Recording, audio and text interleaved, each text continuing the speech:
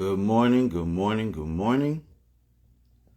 For some of you that are hopping in this live, good afternoon, because Mr. Dre Ruck will be in Germany, which it is 12 p.m. He just joined. Love punctual people. Well, hope everybody's doing good. Everybody's in the best of spirits and the best of health. There we go. Can you hear Mr. Dre Ruck, what's what's going going on, on? brother? How are you? I'm fine. Yourself? I'm blessed, man. I cannot complain. I just want to bring my camera up a little bit. Yeah, for sure. For sure. You So, up nice and early? to be honest, you broke a record. I've never done an interview this early, but I do it to accommodate what I need to do. It's about Right. the work. I appreciate you. Yeah. Hold on for a second. Yeah, do your So thing. I jumped into TikTok and I saw that you were eating your breakfast, Yes. A and champion's breakfast. you were giving a little what did you call it, the backstage, Yeah. behind the scenes. Behind the scenes, behind the scenes. Yep.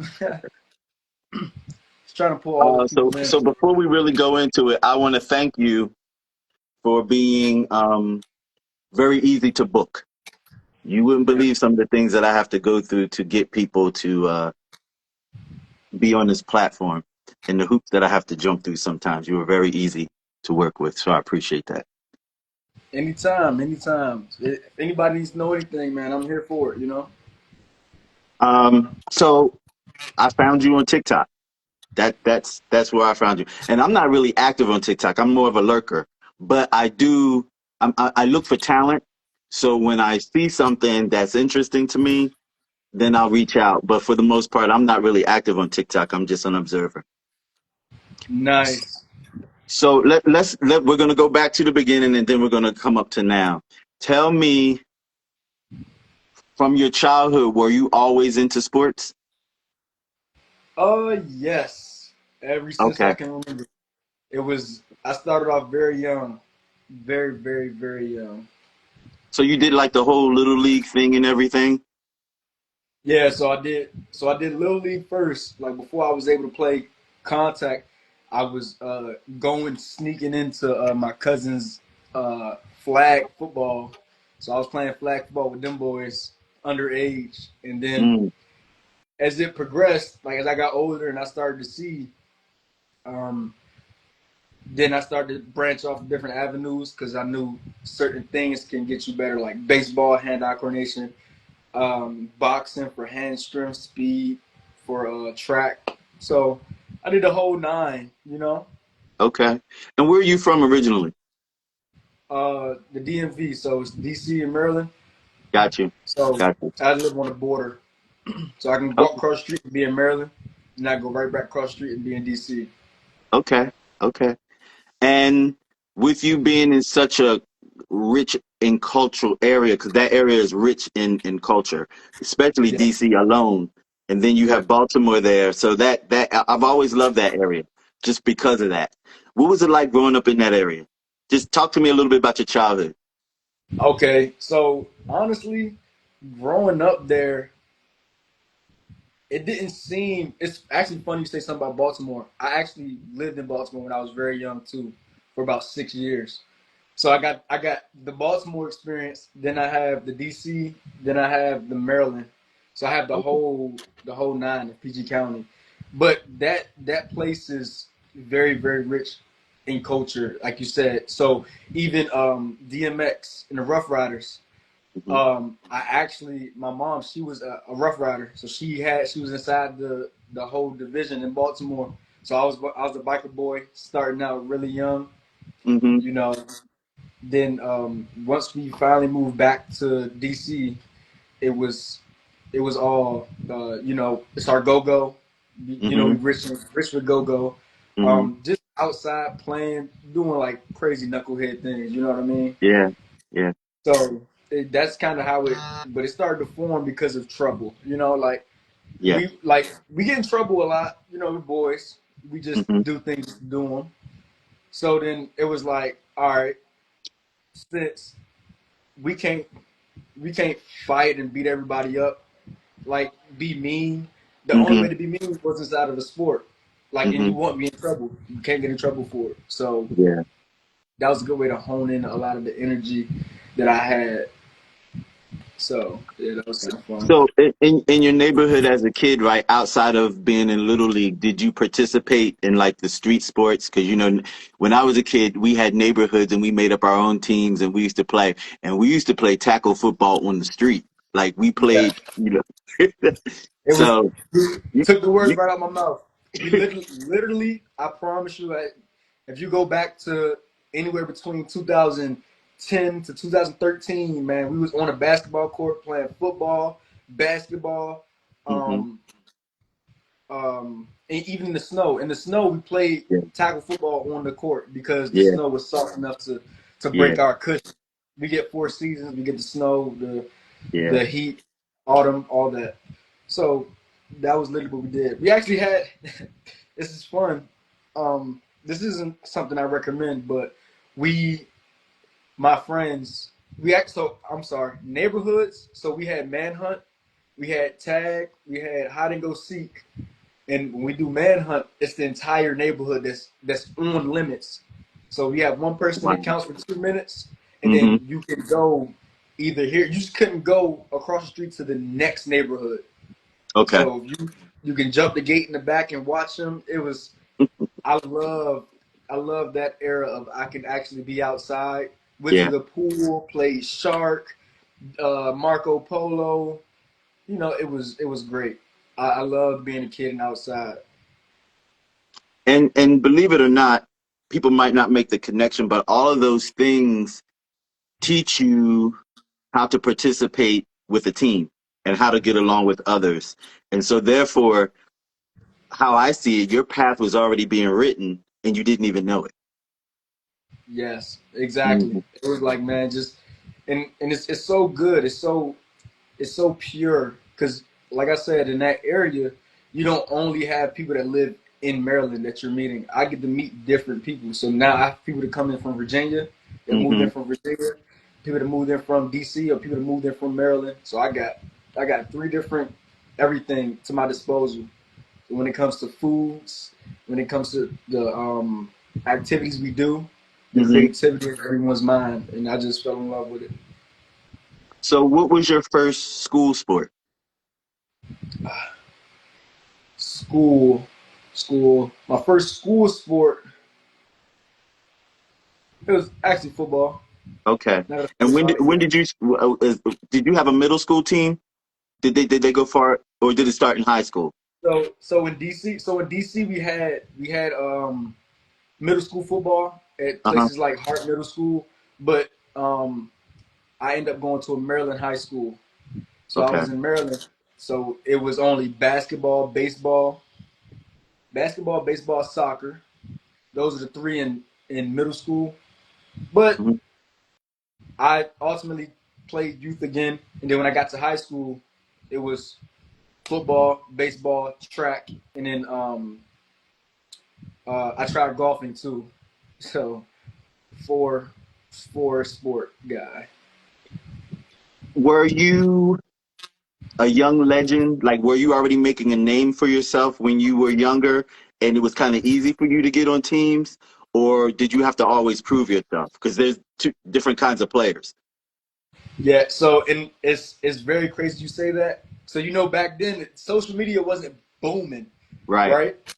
So since it wasn't booming, um, my mom, she actually was mad at me for a period because um, my first football team that I was with, we only had 14 people on the field.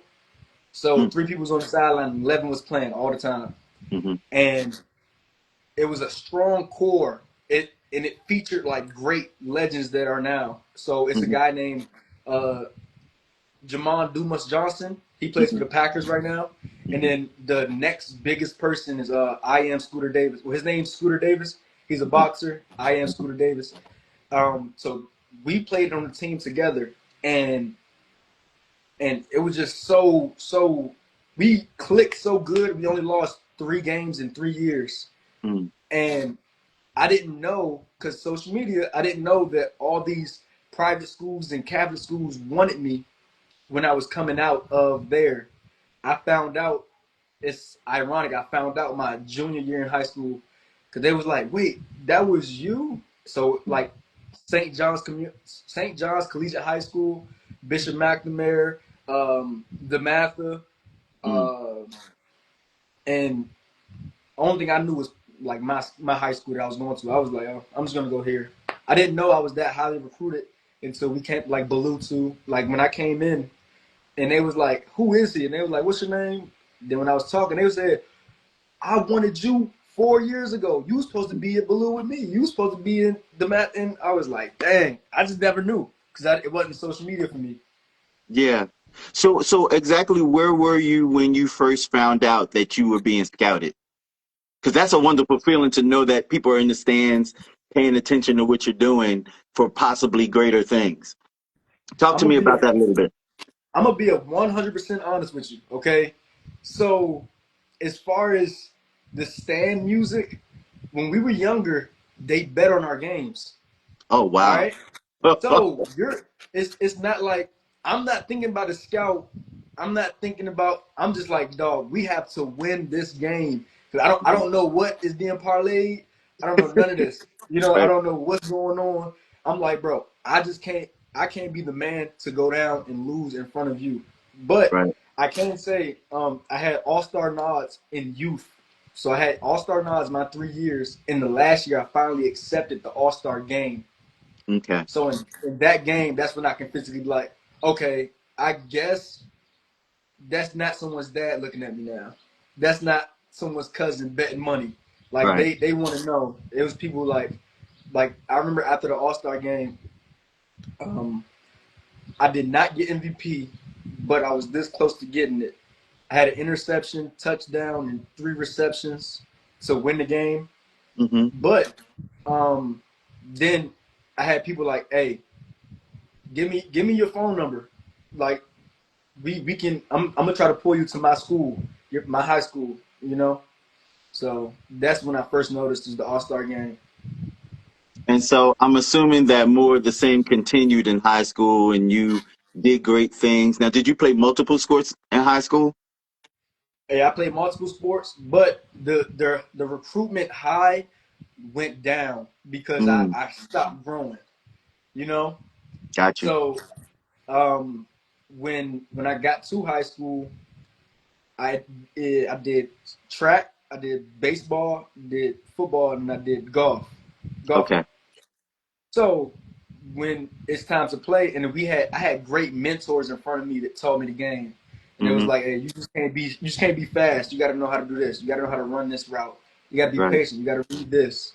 So I came in rough, high talent, but I didn't get to explode off the scene how I needed to because my senior year, when I was able to explode, I had a freshman quarterback on varsity. So Mm. it kind of, it got shaky.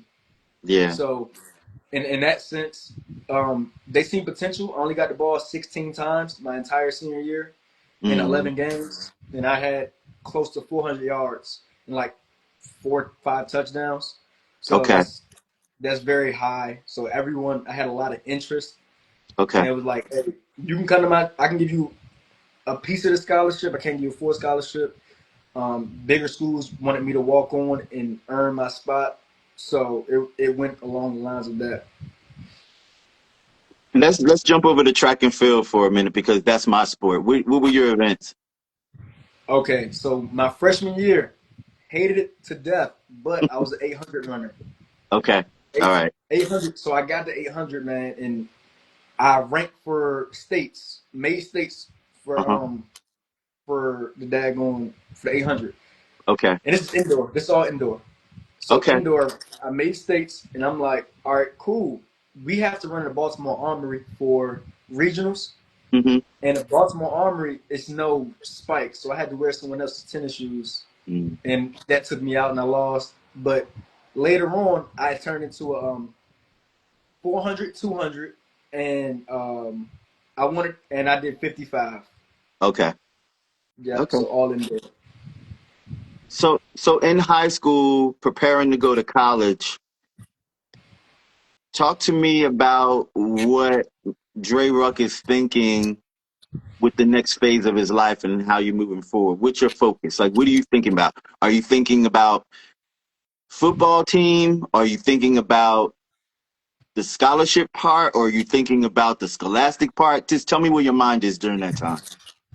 During it, be 100% honest again and transparent. I didn't like school.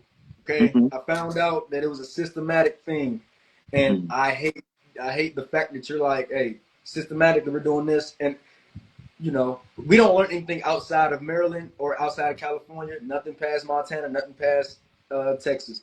So I kind of hated it. I really realized that I can go to college when a Hmm. backup linebacker got a full ride scholarship.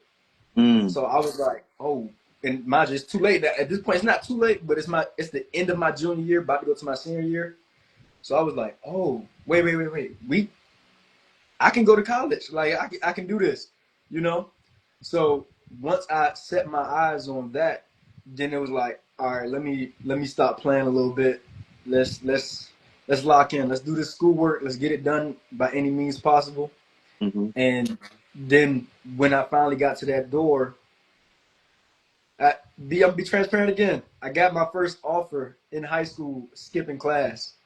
Mm. I was walking like I was just in the hallways, man, and I ended up seeing my teammate. My teammate, he was 6'6". He walked into the coach's office. I seen him from down the hallway. I used my track speed and ran all the way to the office to see what was going on, man. And they let me in, and then I ended up getting my first offer. So then I was like, okay, football, college is college and football. I need to go to football. I need to play football in college. That's my next step. Only thing I can do.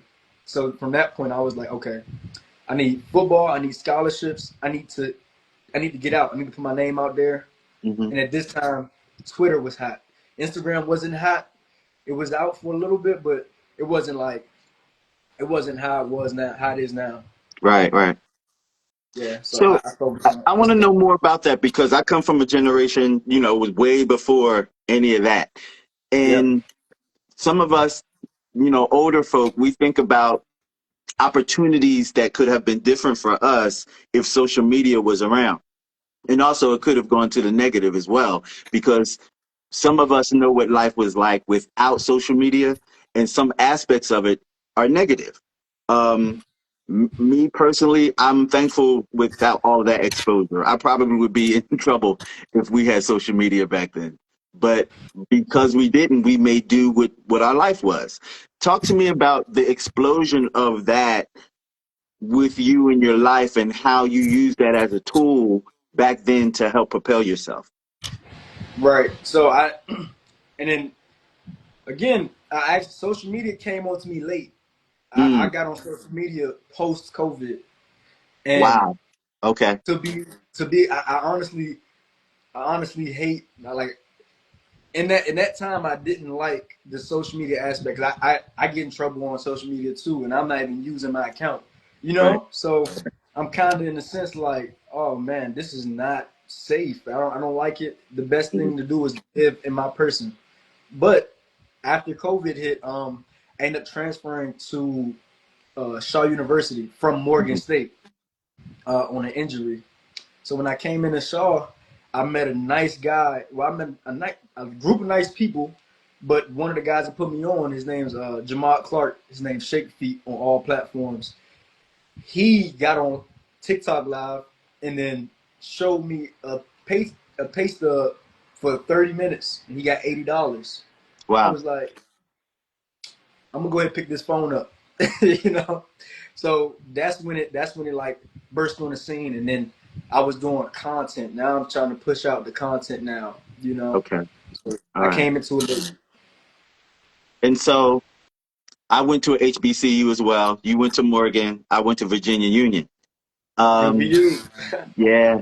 Talk to me about the experience of just being in that environment and what that meant to you, because I know how it enriched my life because I went to a predominantly white high school.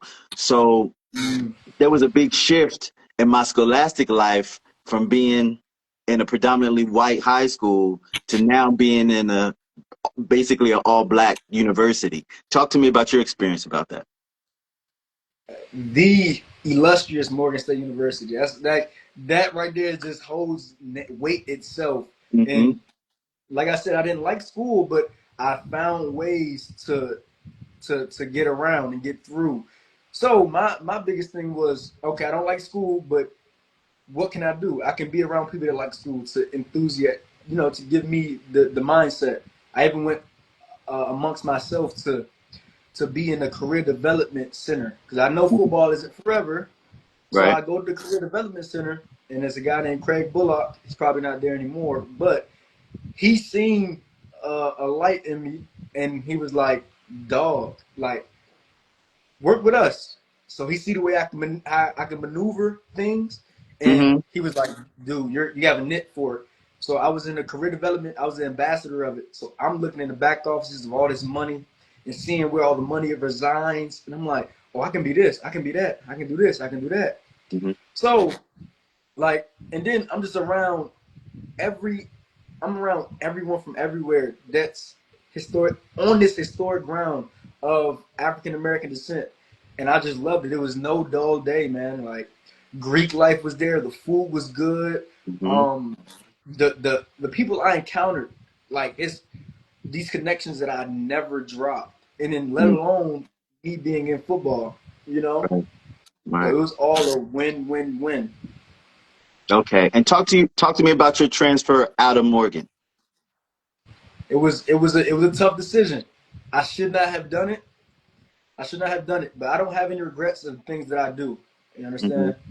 So, um, just to touch a little bit on Morgan of my schedule in Morgan, Okay. so in the schedule, my block is only I have to free my entire schedule from 6 a.m. to 12 p.m. because that's when we do all our football activities. Okay. So you have taping, training room taping from 5:45 to 6:15. Special team meeting from 6:30 to 7. After you eat, from 7 to 7:30, you finish getting taped. Then you have meetings. You have a team meeting. You have an offense meeting, defense meeting. You have um, position meeting, and then you go on the field and you practice. And then after practice, you work out in the weight room. Then Hmm. after the weight room, if you don't have class, you can work out again, or you can go to study hall. You have to do study hall for 1 hour. They stay on top of the academics there. Yeah. So I'm here doing 16 different activities before our normal student wakes up. And yeah, and then I have to go to study hall because now I'm Hmm. a student, you know? So it's the schedule is horrendous and so packed, but I love that. I love that. So transitioning to Shaw, I had to leave Morgan. I ended up getting my eye reconstructed on just because of all the sports and the damage I was taking to my eye, and I had continuous bleeding, so I had to get that fixed. So the doctor, this is bad, but the doctor told my coaches in Morgan that I wasn't going to be able to play for at least a year, Wow. 8 months. So Hmm. I was like, dude, like I'm good. I couldn't see. My vision was it was partial blindness, and it Wow. was coming back slowly. So at the rate it was coming back, I knew I could come back within the season, but the doctor didn't want that. Okay. So I was like, all right, I'll see y'all later. And I went to Shaw University so I could play. And the transition, the scheduling was different. I used to practice in the mornings to practicing at peak heat in the day at 4 o'clock p.m. in North Carolina, sizzling, you Whew. know? Yeah. So yeah, and then all the meetings, like we have meetings throughout the time at 12. We have weight room at 6 in the morning. Then we have a 4 hour break, and then we have this and that. So it was kind of the switch was a big difference. I went from a campus with 15,000 people on campus to 800 people on campus. Mm-hmm. So the activities dwindled down. The people I hung around dwindled down. I only hung with three. three people, four people in Shaw.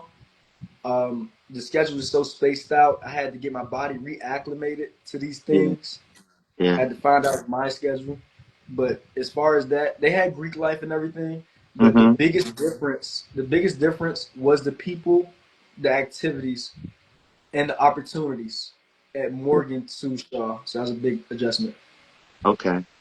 Did you like North Carolina living? Like, did you like, because in Morgan you were close to home. You could kind of like parlay, back and forth to home quickly. North Carolina, not so much. It's not so easy. How did you like North Carolina? So and when I was in Morgan, I didn't even go home. I wasn't even a home guy. Oh, You really? know, was not a home guy. So Okay. North Carolina, going home, I really wasn't in tune with it, you know. And in Mm, 4 hours, it's only 4 hours. It treated me good because when I got to Shaw, it did help me with entrepreneur endeavors. mm. So I highly appreciate them for that. But as far as making it home and back, I was never a home guy. I'd rather see how my who I'm hanging with, how you live, you know, because where I live, you know, it. I made the childhood fun, but Okay. outside looking in, I was So like, you whoa, so you actually became a North Carolina? no, not close. No? I actually don't like North Carolina. I just like the people in it. It's so crazy. It's so crazy. I don't like North Carolina. No, I like the park, but the people I was with, they made me love it. So Okay. I just love them, if that makes Okay. sense. But if it's crazy, if I had to move out of DC, Mm-hmm. I would definitely move to North Carolina because that's like the next, you know, next Okay. thing I know. Okay. What do you think about Southern living? Because that was something that I had to get adjusted to moving to Virginia. It wasn't a culture shock because I've traveled, even before college, I've traveled around the United States. So I knew pretty much how different states were, but Right. it was a big difference actually, uprooting and living in a Southern state. There was a big difference from being from up north to going down south, and that whole cultural shift of, you know, as some people look at it, my slick ass northern ways being down in the Right. south, they're like, oh, use a slick ass because you're from the north. Did you have any of that? So thing is, my great aunt, she's actually in here. Shout out Aunt Brenda. We're origin from the South. Okay, So, but not from North Carolina actually. North Carolina got a piece of North Carolina and Georgia. okay, So North Carolina and Georgia, I've been bouncing there when I was growing up too. okay, And big part. So I'm not. See, my people from North Carolina. So that's my great aunt. So North Carolina, I just don't like the part I was in, Aunt Brenda. okay, I love my family, but yeah. So North Carolina and Georgia is where I was at. So we would bounce there. So I was no. I love the South though. I love the okay. food. I eat like no other. You Mm, know. yeah, I love the food. I can cook. I can cook the food from the South, man, and I just love Southern hospitality. You know, I love a okay, country accent. I just love it all. So, okay. it was kind of crazy that I didn't like the place that I was in when I was in North Carolina. Yeah, I've learned to love the South after living in it, and I definitely could do it again, especially now being at, an older age and life being a little different now. I don't really care for the hustle and bustle and fast pace so much. Technically, I could probably live rurally if I could, I would. Country roads, more nature around you these days. I appreciate stuff like that. Yeah.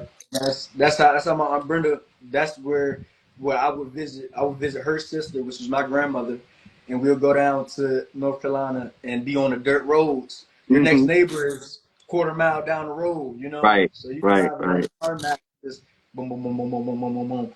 You know. So it was. I'm telling you, we was so young, man, and we got our papa. He put us on a lap, and we're driving it while he's gassing and braking it. Like we Right, country.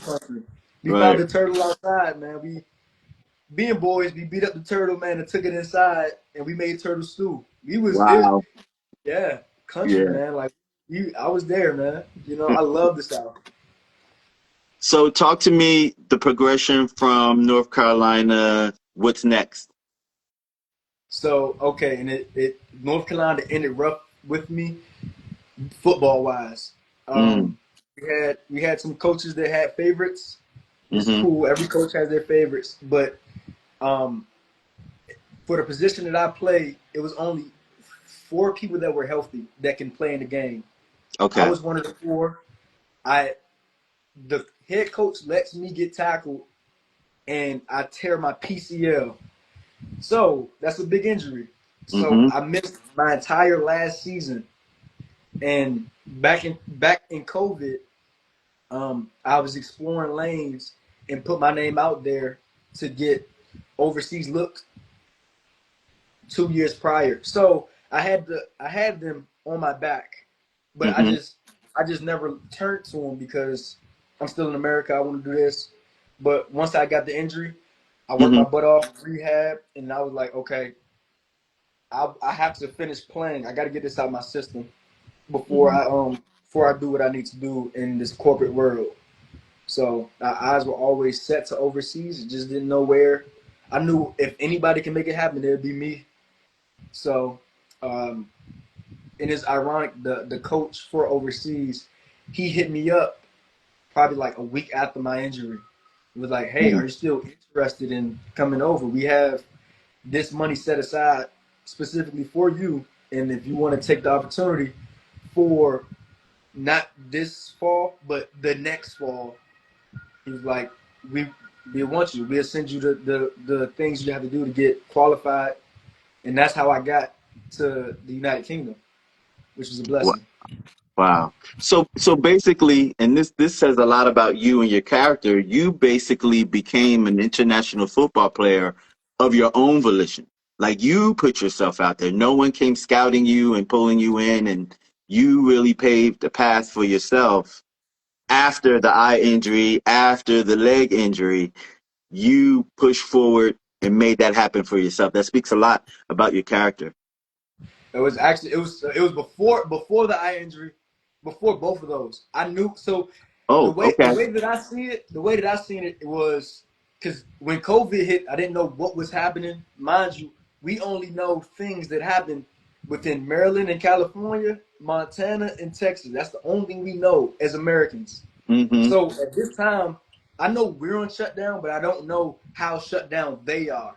Right. So now that's when I'm not active on social media. I do what you do on TikTok. I'm on Twitter. I'm just scrolling. Instagram, I'm Mm-hmm. scrolling. I start to see other leagues. And then I was like, yes, this is what I can do. I can actually I want to play for them because they don't look way better than me. I can do Mm-hmm. this. I can do that. So that's when I went out and I went to the combines. And then let me see, tell them how you went to get the water and tell the coach. But anyway, anyway, that's how we did it, and that's how I did it. So I'm the type of guy to do things. Like I said, I have no regrets. I Mm-hmm. so I don't want to tell you my plan, and then you look at it like, I don't think you should go over now because this might happen. You know, I fight with me with that discussion in my head, you know. Right. So I jump off the porch and I go and I do anything that I please. So that will when I seen I wasn't getting all the looks I was getting in America because I was like NFL is not in reach at this very moment for me. Right. So what is in reach? And I started to do these things. So all these big leagues that are popping off now overseas, the ones that you haven't heard about, it's something called the European League of Football. Mm-hmm. I've been watching them since they rebooted. They closed down, reboot, and I've been watching them ever since. Mm-hmm. Um, German Football League One, I've been watching them.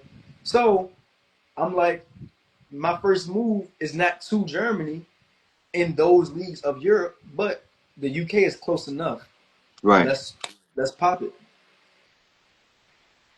And so it's a year time frame. You said not that fall, but the next fall you will be able to go. So were you on target for that next fall? You did go that very next fall? Yes. So in 22, and everything timed up perfect. Remember, I had an injury, so Mm-hmm. I had to rehab, and And then the spring rolls around, and now Shaw University was so small, they only did summer commencement. So in May was the only time you walk.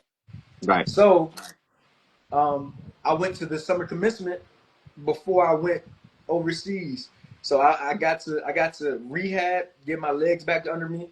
My aunt Brenda, they all packed up and drove down to North Carolina, and we all enjoyed the graduation. And I knew within the next 5 months, I was leaving. I just didn't tell anybody because I didn't want it to fall through and everyone looking like, Yeah. Yeah. you know, And so you arrive in the UK. Talk to me about that. culture shock. Every it was the biggest shift in life. Like, I'm not gonna lie. Remember, I'm off season. I'm still working out, but we have foods. We have good sugar. We got good non-healthy food that tastes great. Man, I'm on a plane. I'm 5 hours ahead. I'm like, dang, I'm tired. Jet lag for 2 months. The Wow. food is terrible. I have to bring my own seasoning. My mom is sending me American food so I can keep my body up to par. And I'm like, dang, the language, the lingo, Hmm. things that I'm not used to. I'm like, wow, like this is what outside of America feels like. This is what it smells like. This is how they Mm. operate. Coins is dollar bills. Like it's no single dollar bill. The closest dollar bill is a five. So I'm like, Mm. when I first get to the UK, I'm getting all this change. I'm like, all these quarters. So I'm passing them out to like the homeless people. I'm like, man, yeah, I got a quarter. I'm giving them 5 quarters, 6 quarters.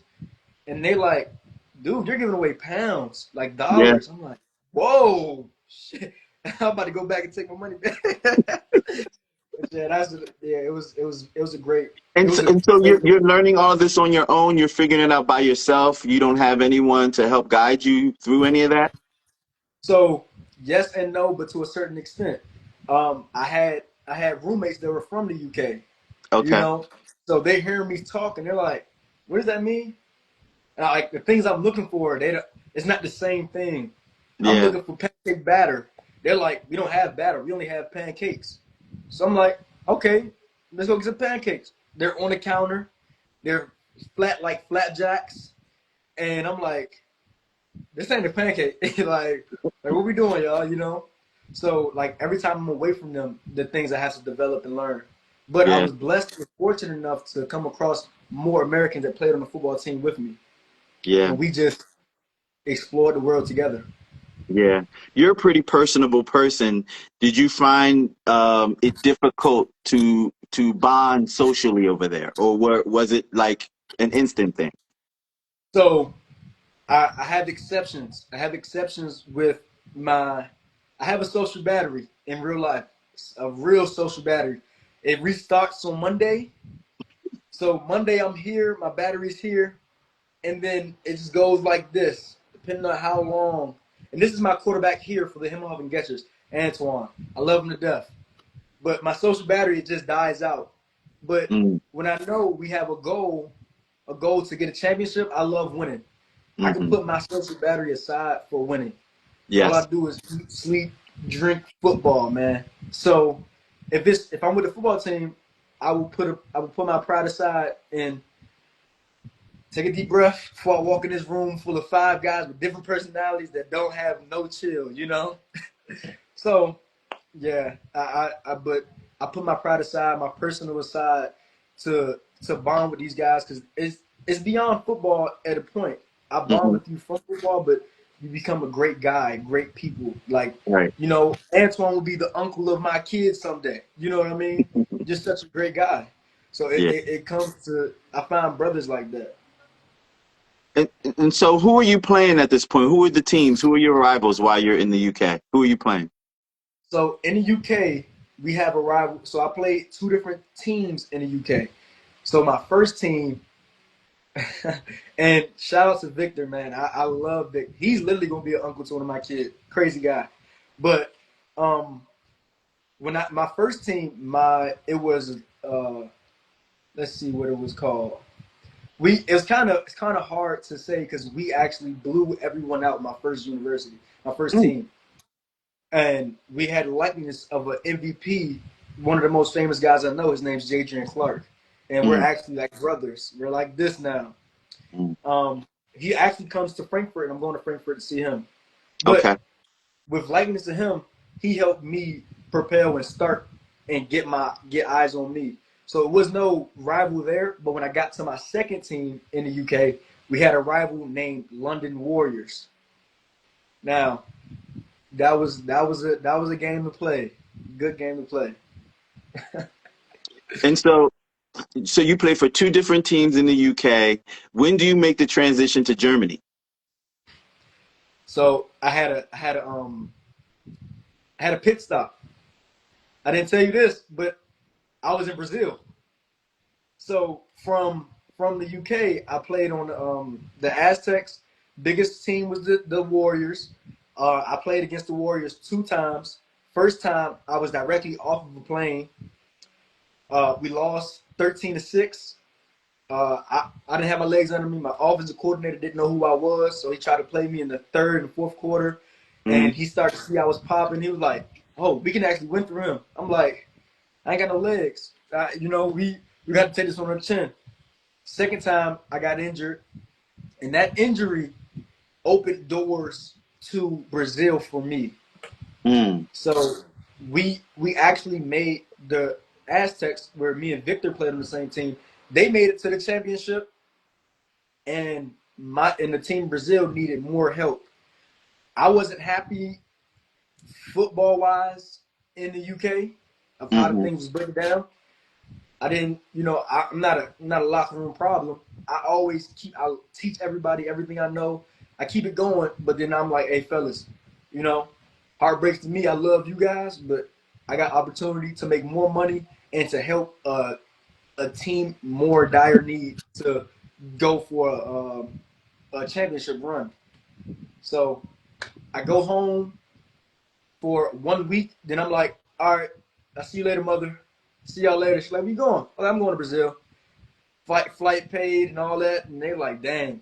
So I was in Brazil, and in Brazil, we had 3 games. In those 3 games, we played the champions. Um, we played the second best team, and then we ended up making it to the semifinals. We was 1 game away from the championship, Mm, and we lost. We lost on behalf of a tragic accident. Well, a week before.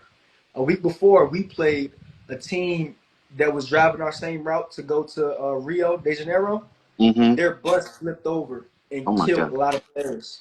Wow. You know, so when my team heard it, they're like, "Oh, I'm sorry, we can't go." And I respect them. Life, you want to live to see the next day, for Mm-hmm. sure, for sure. But um, I was playing with second and third string everybody. No one was starters that we played with, so we ended up Okay. losing. Then Jadrian Clark, the guy I told you, the first team, Mm-hmm. he helped me like all those. I had 20 something touchdowns with Jadrian, so he helps get my name out, and then now Germany is on notice of who I am, Mm-hmm. and then, I have a lot of interest between a lot of teams, 3, 4 teams like pinballing. I'm negotiating because I'm my own agent at this point, and then I just ultimately picked here where I am now to take the reins. So I want to go back a little bit because you said something that, triggered me a little, not triggered me, but, set a light bulb off. You said you looked at an injury as a doorway to you excelling to somewhere else. Yep. And I think in any normal parameters, or maybe somebody else with a different mind would look at an injury as being a dead end or an avenue south, but it was a come up for you. Talk to me about that a little bit. Because I think those moments are inspirational because it teaches people how to persevere in tragedy and injuries, they're not, fun. So talk to me about that.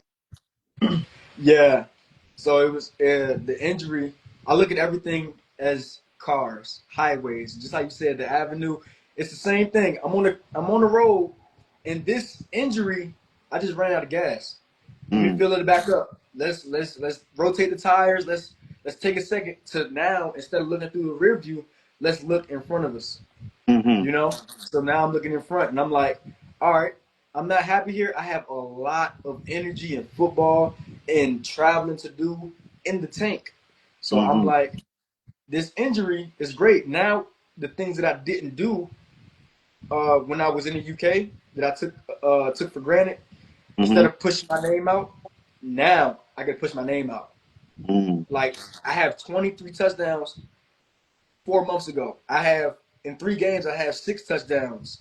So now we're looking at 30 touchdowns in 2 seasons, and I only played 3 games. You know, so now I can push out my name hard. Mm-hmm. Now, now I'm taking advantage of the things that I didn't know. Mm. You know, I didn't like you said. I'm the blueprint for a lot of people of Mm-hmm. in my position. The people that don't know, I'm the blueprint. So when you look in to see certain things, I'm the one you got to look.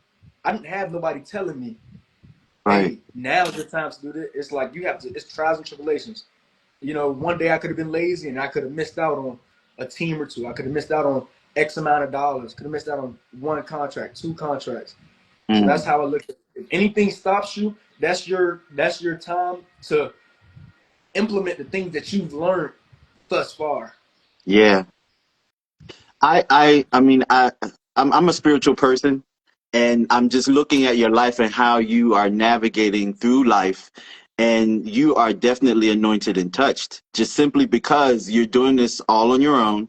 If you think about, people look at, NFL, and they look at the players and how great they are, and the things that they can achieve with the vehicles that they have, but what people don't realize is that these people have like 12, 13, 14, sometimes 20 people help propelling them. They have a team behind them. You're out here navigating your life, coming from basically a teenager on your own. That's Yeah. I want you to know, like, I know you have to look at your life and see how great that is and how blessed you are to be able to be in a position for life to open up and you can navigate your way by yourself to this greatness in which you sit right now. That's awesome. Yeah. It's a big step. You know, Yeah. I as far as like and my anybody can all my friends and teammates can attest for the guys that are overseas. And yes, my grandmother, my great aunt, she always prays for everyone. You know, come from a praying family, church family background. But I like that, and Auntie. No expiration on prayers. Amen. there you go.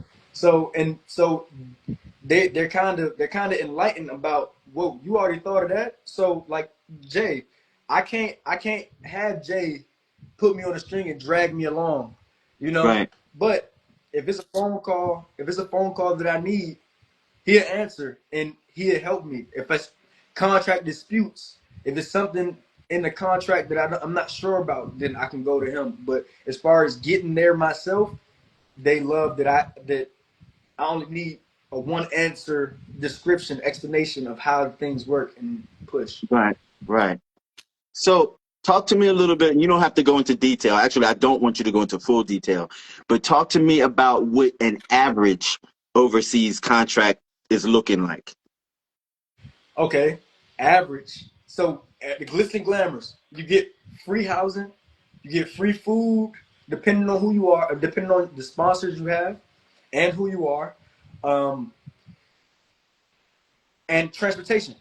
You get your own transportation. Like I have a Mm, car here, mm-hmm. so those are and like we lost our merchandise venture. That's why I'm not wearing anything Getchers, and you don't see Getchers everywhere. Right. Like we're transitioning to a new one, but Okay. you get apparel, you get car, you get food, you get rent free, and then they pay you each month. Mm. So that's the breakdown. But like that's the overglam. But to get all that, you have to be at practice every time, and then you have to be willing to coach some of the players. I mean, at the end of the day, I mean, it is a job. That's why you're there and you get paid, so you have to work.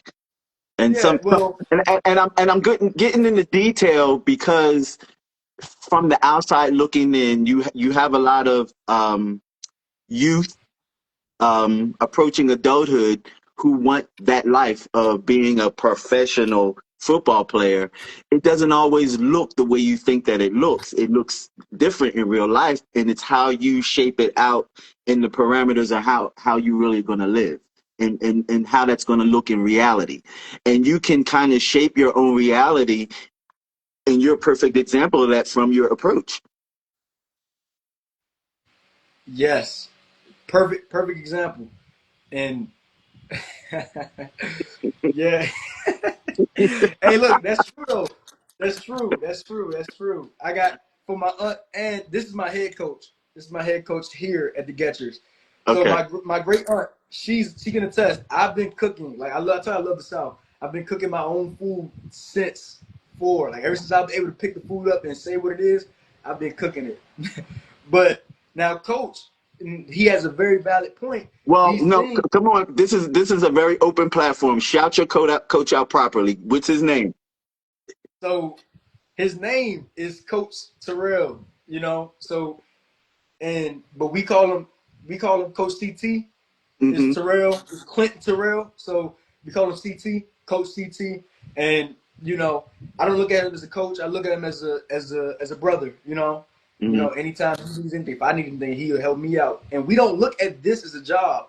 That's the whole point of me still able to do this, to keep going. The point Mm-hmm. when I look at this as a job, the profession as a job, then it's time for me to switch it up, because it's Got you. times you're like, I don't want to go to work today. I gotta wake up and do what? Man, I love this, man. It's not work for me. You know. Good. Good. And that's actually um, my sort of mantra in life. I think people should go find their passion. You found your Mm-hmm. passion. You fell into it, and you rode that sucker all the way out. A lot of people aren't living in their passion. They don't even know what their passion is. And I try to encourage young people, find out what that is early. Find out what it is, the thing that you would do without receiving any money about it.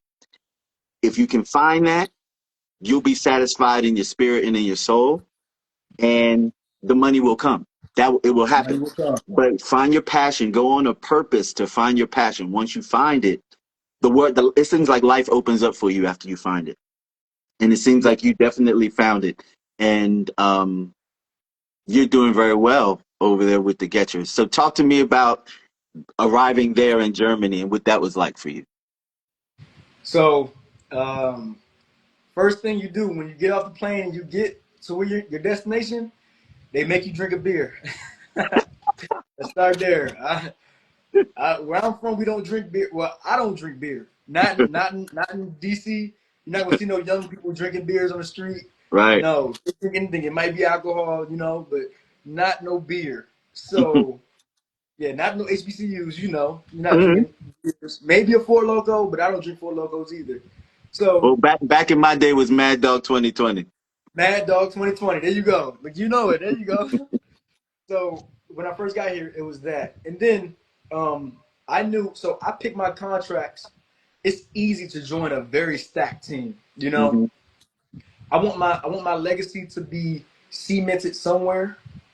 So I came here. I knew we didn't have a cultural structure. Have a lot of young people, and I knew I was gonna have to coach at some point. I was gonna have to Hmm. coach you guys, and I'm Hmm. for it. I don't only coach you for football. I teach you the things to be a better man. Hmm. If you're Amen. 19 on a pro team, hey, look, it ain't just about you doing this here. Like you apply your mental, whatever I teach you, this mindset that goes into the work field. You know, so so the things that we have here, limited resources. You Hmm. know, I thrive in limited resources because, like I said, when I was younger, I only had 14 people on the youth team, and we Hmm. went to war every week, day by day. You know, and I just love it. So I pick my contracts based off of how I can be cemented inside of this small village.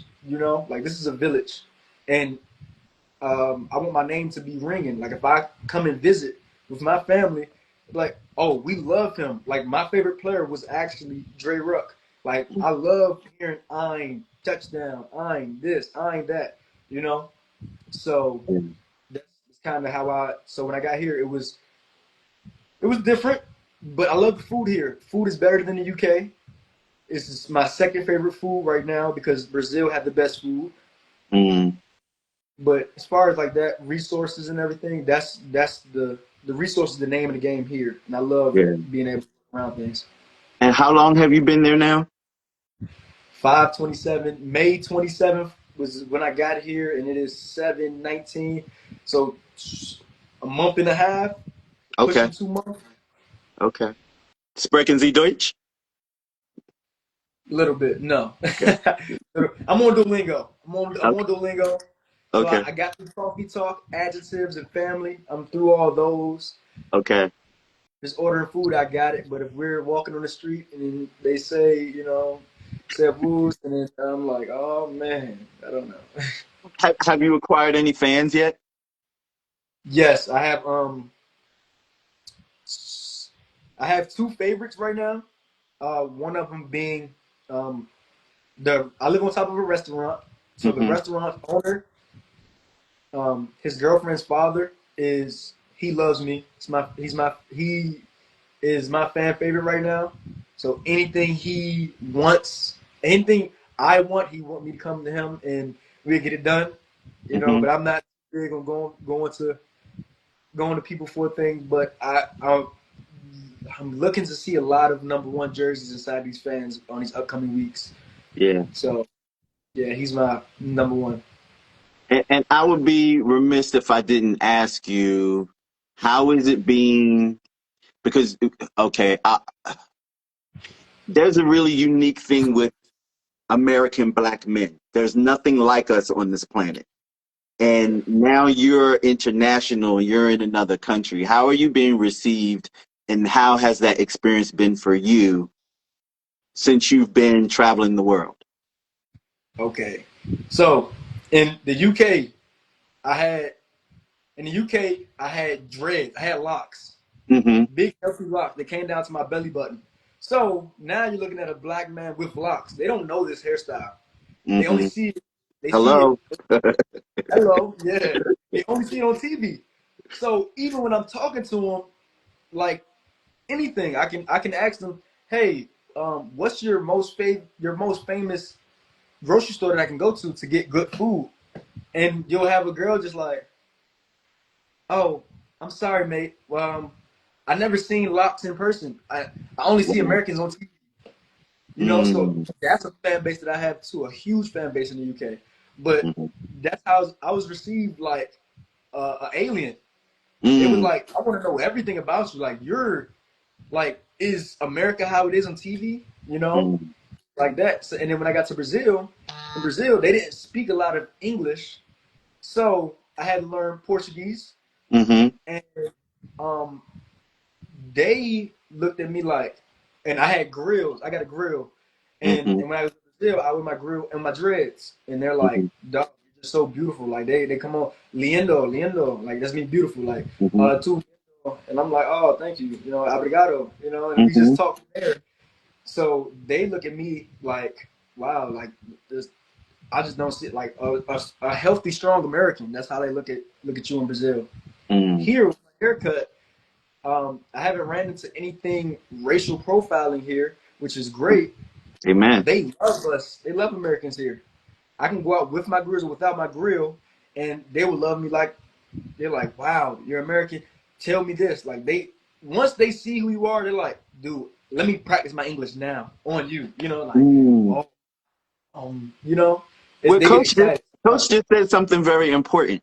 Coach said in America we're black, in Europe we're Americans. That's very important, and Yes. it just goes to show, the dichotomy of being at home, how you're received, and then how the world perceives, and sometimes against what we are told we are, and we'll own that. And it's not always a positive thing.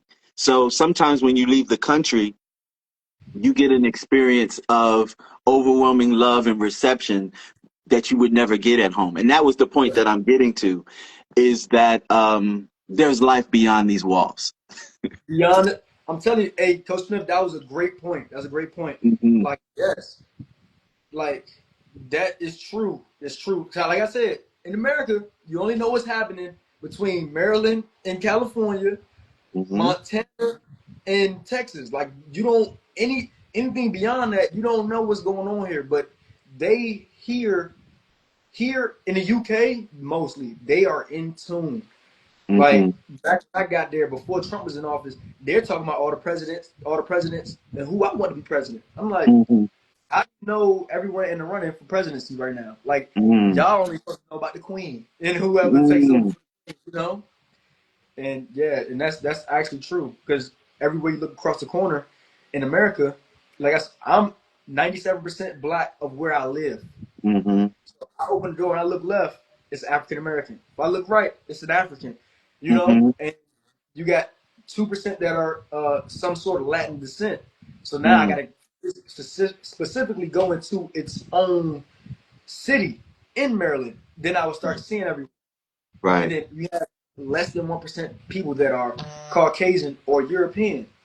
You know, Mm. so everybody look, it's just a black man, a black woman. Right. Everybody's problem is the same there. You know.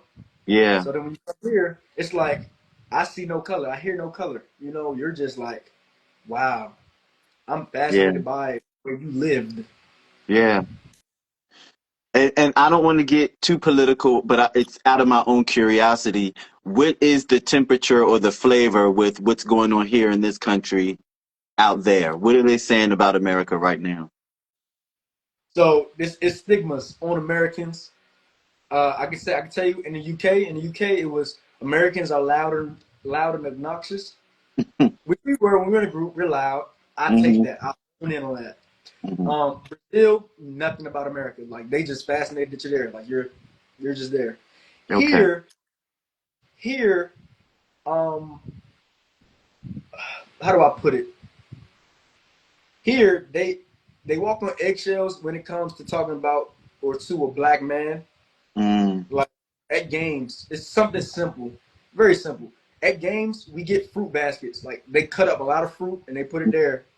I had a teammate come to me because a teammate came to me and he said I'm not eating anything on the Mm. sideline. I'm just drinking water. And I was like, oh man, now I'm hungry. Let me grab something. Said, oh, the watermelon looks good, and I ate it.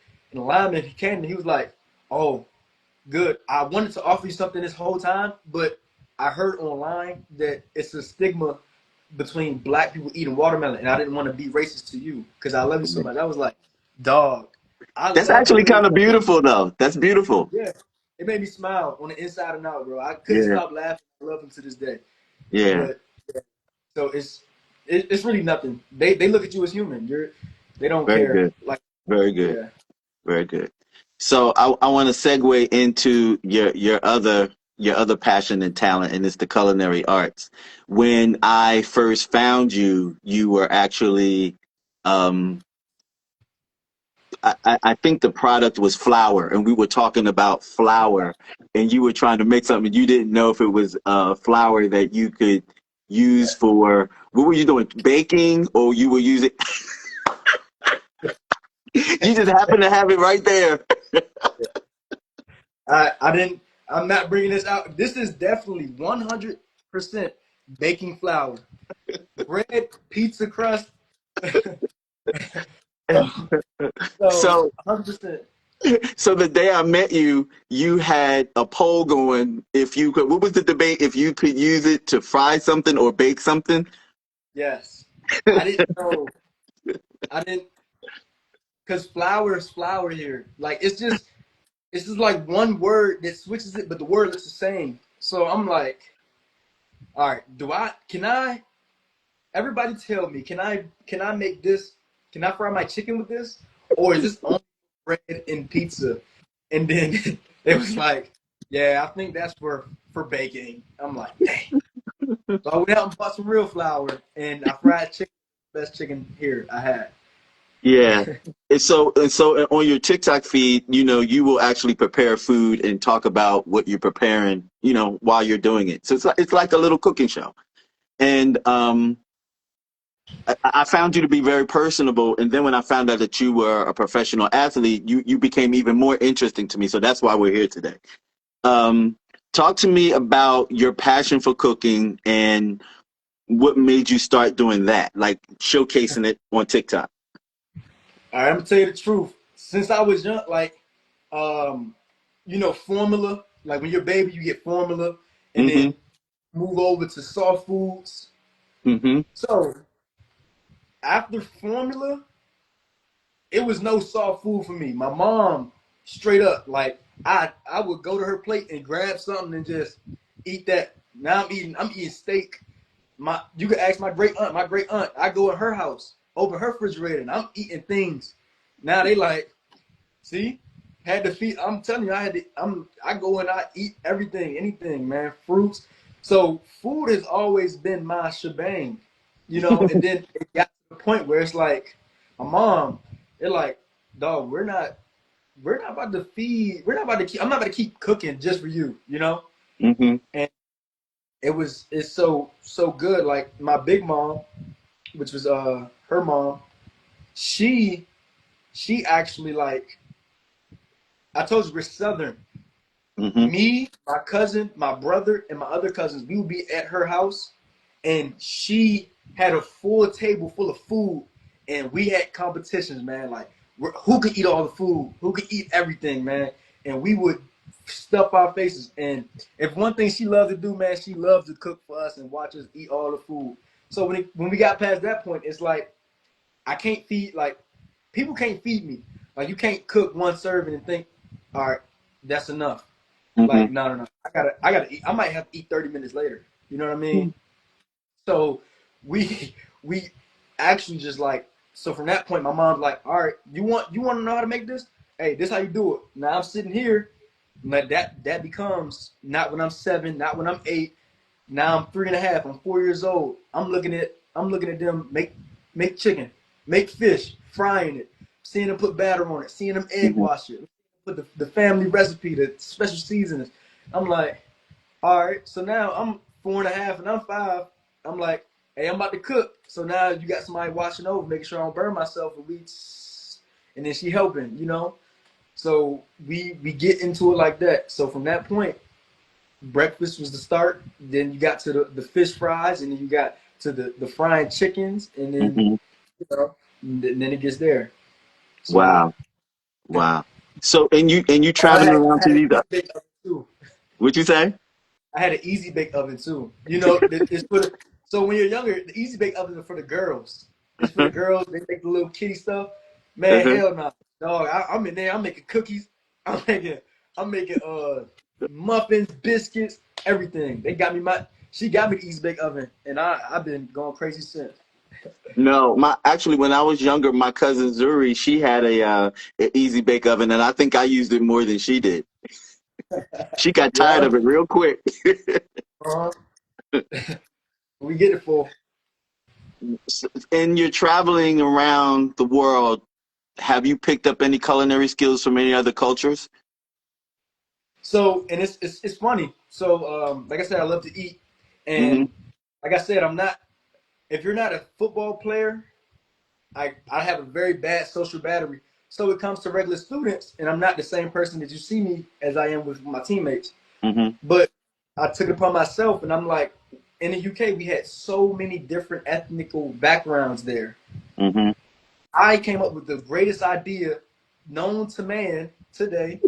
I each person that we came across from a cultural difference, we had that specific cultural food night. I like that. Yeah, so I didn't cook it, like, learn the recipe. I will do it eventually, but you know, at the time, like, we met people from Asia, Myanmar. We Mm. had special, specific, designated Myanmar dishes that they Mm-hmm. had when they were kids. They're like, this is how you eat it. It's so good. Um, and I had German food prior. We had schnitzel. Schnitzel was here. Um, let's see, what was the other one? I forget the other dish, man, but we got after it. So every time we got the chance to, we would change weeks. Like, if it was my week, I make homemade mashed potatoes, steak, and then if you don't eat steak, we put chicken with it, or anything American, pure Right. American. style burgers with the egg on top with onions and peppers. You Yeah. know that thing. Very nice. Very nice. Um, what is your, I guess your ambition from being in Germany now? Do you have anything that's an immediate goal or immediate wish for right now? My goal is a championship here. You know, Mm, um, they I'm I'm so keen to winning. Like I love winning. It's a high that you can't suppress within my head. No matter hmm what it is, it doesn't have to be football. But my big goal here is the championship. I want to make my presence remembered and known here. So any little thing, if it's someone that plays football for the first time, I need the information that I get to them to be the most important information that I'm ever speaking. You Yeah, know? yeah. So it's just to my goal is to be my long term goal is to be known and felt in this part of Germany and be able to hmm come back with open arms anytime possible. Shorter term will be a championship.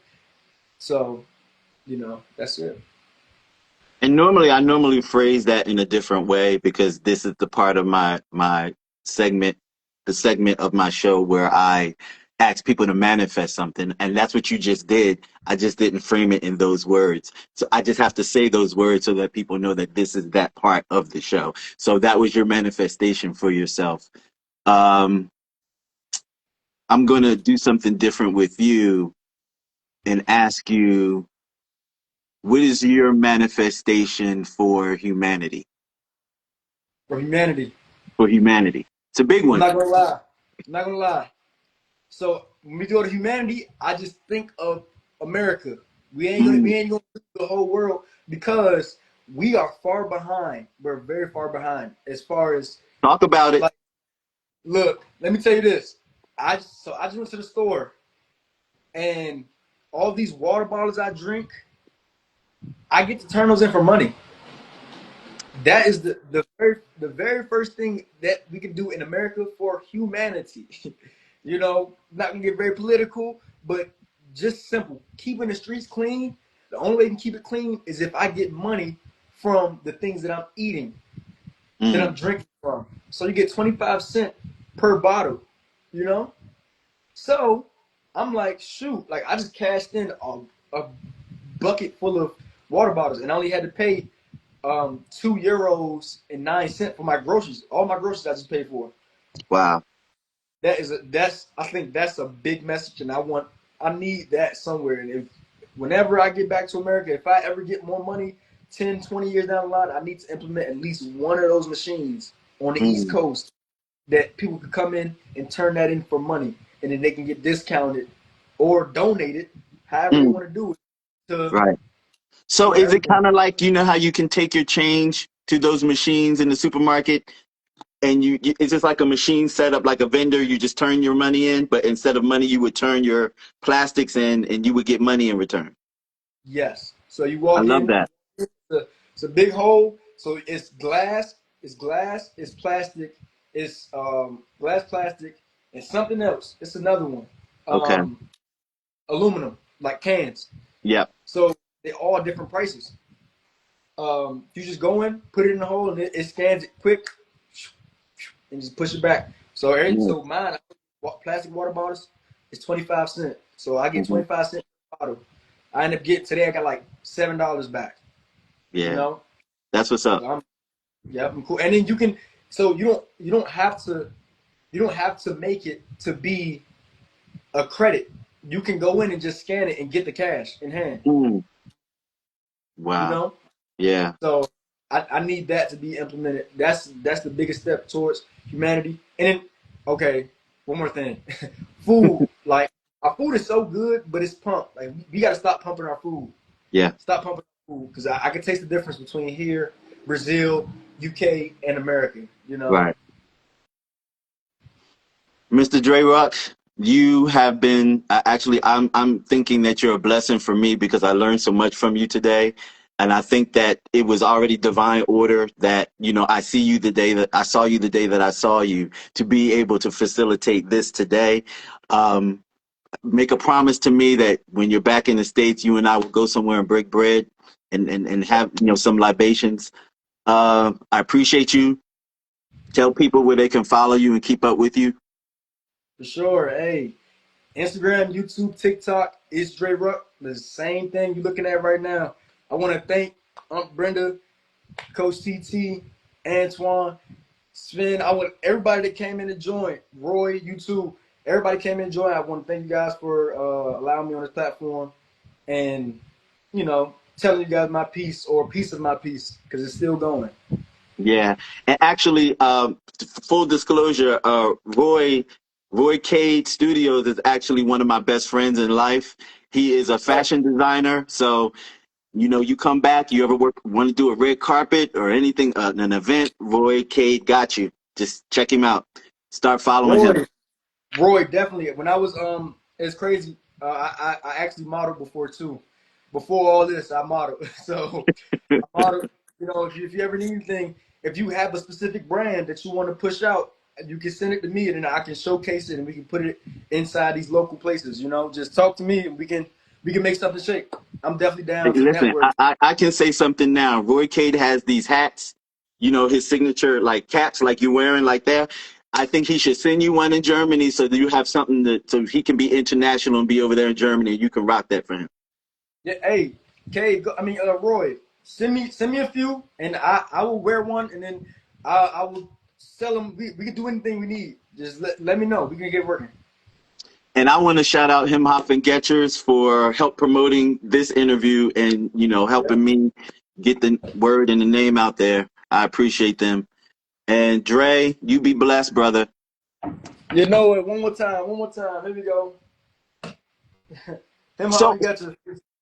I was going to be greedy and ask, but now that you said that you're in the middle of a transition, I would like to wear your jersey. I would like to have your jersey to rock here in the States. Yes, and I'm actually working on that with the jersey vendor. So I have the vendor deal, Hmm. but the only thing is, he takes 4 weeks to get it in, and Okay. I'm just knock that time down. And yes, I have some coming out. Have some coming out. They're gonna hit the market, and when they hit the market, I'll let you know because I have a few to get out. Okay. I have famous friends, and we gotta put these things everywhere. We're Let's gonna do get them that. out. Okay. Let's do that. I Number one appreciate jersey. you, brother. All right, now I appreciate you. Be blessed. You too.